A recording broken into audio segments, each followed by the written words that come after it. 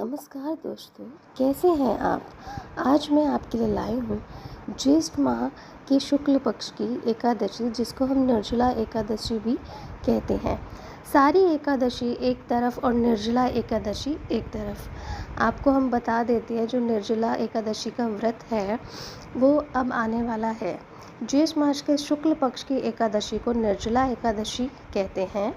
एकादशी तिथि भगवान विष्णु की पूजा के लिए समर्पित है।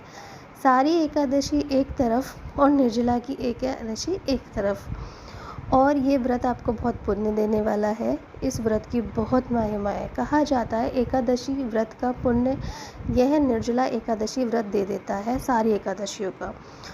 अब हम बताते हैं कि ये एकादशी क्यों इतनी महत्वपूर्ण है। मान्यता है पांडव भाइयों में से भीम ने ज्येष्ठ माह के शुक्ल पक्ष की एकादशी को बगैर जल ग्रहण किए बिना एकादशी का व्रत किया था।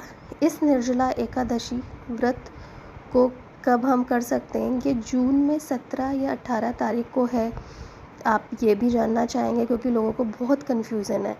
पंचांग के अनुसार ज्येष्ठ माह के शुक्ल पक्ष की एकादशी की तिथि 17 जून को प्रातः 4:43 से शुरू हो जाएगी और अगले दिन 18 जून को सुबह 6:24 तक रहेगी। निर्जला एकादशी का व्रत 18 जून मंगलवार को रखा जाएगा। ऐसे में उदया तिथि के अनुसार 18 जून को निर्जला एकादशी माना जाएगा। कहा जाता है कि दशमी युक्त एकादशी नहीं रखी जाती है, इसलिए हम लोग 18 को ही रखेंगे। और इसको हम लोग भीमसेन एकादशी भी कहते हैं। क्यों कहते हैं? क्योंकि महाबली भीम द्वारा निर्जला एकादशी का व्रत रहने से इसे भीमसेन एकादशी के नाम से भी जाना जाता है। यह व्रत सभी एकादशियों में सबसे कठिन माना गया, क्योंकि हम इसमें बिना जल के रहते हैं। निर्जला एकादशी की व्रत की कथा अब हम सुनते हैं, जो कि आपके व्रत को सार्थक बनाएगी। प्राचीन काल की बात है, एक बार भीम ने वेद व्यास जी से कहा कि उनकी माता और सभी भाई एकादशी व्रत रखने का सुझाव सोच रहे हैं, लेकिन उनके लिए कहाँ संभव है कि मैं पूजा पाठ कर सके, व्रत में भूखा नहीं रह सकते।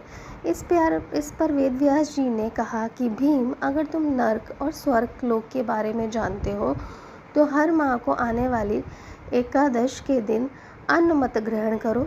तब भीम ने कहा कि पूरे वर्ष में कोई एक व्रत नहीं रहा जा सकता है क्या?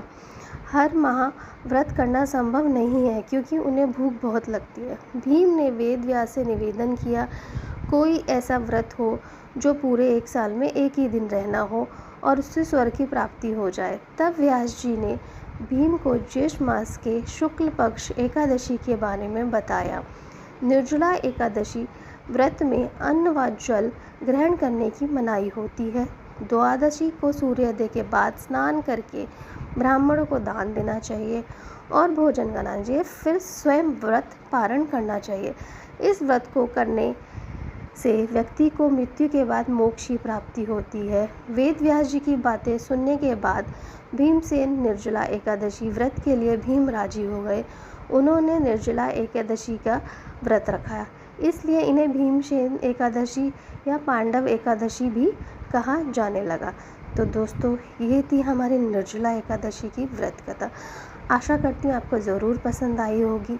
अगर आपको हमारी ये कथा पसंद आई है तो प्लीज़ ज़रूर सब्सक्राइब करें, लाइक करें, ताकि मैं आपके लिए और अच्छी अच्छी कथाएँ कम समय में लेके आती रहूँ।